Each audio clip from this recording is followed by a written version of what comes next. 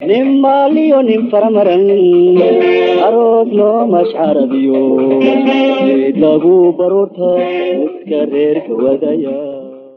Hello, my name is Abdirahman Yunus Habani. At the age of 14, in 1984, I've witnessed a horrible execution in ARABSIYO, Somaliland. The Somali military accused 9 civilians as rebel collaborators. 7 men were sentenced to death, and 2 women were sentenced to life in prison. On October 20th, 1984, at 11 in the morning, 14 executioners started executing the victims with their AK-47 assault rifles. Later that day, the local kids and I was forced to bury the dead bodies in a shallow mass grave.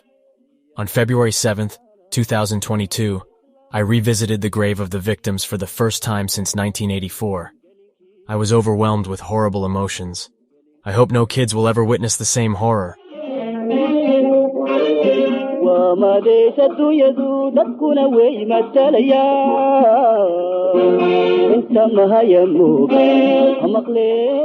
1984 and 1989, the regime of Somali dictator Siad Barre massacred an estimated 200,000 members of the Isaaq tribe, the largest clan group in the northwest part of Somalia. At the time, some Isaaqs were fighting for independence, and to eliminate the threat, Barre tried to exterminate all of them. Experts now say there are more than 200 mass graves in Somaliland, most of them in the Valley of Death. This year marks the 30th anniversary of what is often called the Hargeisa Holocaust, when about 90% of the city was destroyed and tens of thousands of Isaaqs were killed. Yet there are no major plans to mark the horrors in Somaliland, or anywhere else for that matter. In the past, a few international organizations have recognized the bloodletting. A 2001 United Nations report investigating the attacks against the Isaaqs concluded that the crime of genocide was conceived, planned and perpetrated by the Somalia government against the Isaaq people of northern Somalia. But the events have been mostly forgotten. Even in Hargeisa, many people don't realize the extent of US support during the genocide.